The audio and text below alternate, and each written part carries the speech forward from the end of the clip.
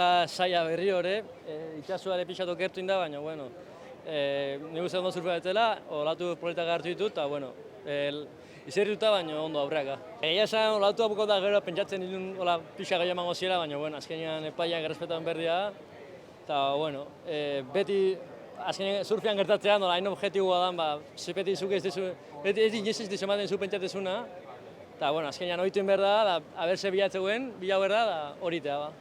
Bai, azkenean Venezuela ez daola surf handiko herrialde bat, eta beti dakau jende topan kontra, mundukoenan kontra. Bueno, ja manga pasatzen eizala, ja jende horiek ja beti tokako ez izu, así que ja ohitu behar da. Eta bai, egia esan pozik nago atzoko mangakin da garuakin, emateu surfa zotatzen nahi naizela, da ondo sentitu naiz biharko, a ver. Sí, la verdad que hoy me he sentido bastante cómodo con las olas que hay. La verdad que ha empeorado un poco en las últimas mangas, pero la verdad que estoy contento con el trabajo que he hecho.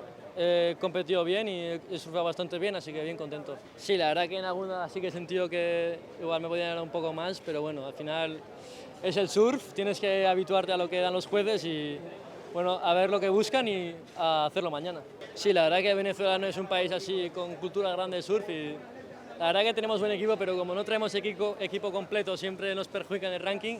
Entonces nos toca siempre con los top, Brasil, Estados Unidos, estos países. Y bueno, pues eso, la primera ronda siempre va a ser difícil, pero ya cuando pases mangas ya siempre va a ser difícil. Ya los que pasan ya no son malos, así que ya hay que competir contra ellos, hacer buena estrategia y ir pasando mangas, a ver.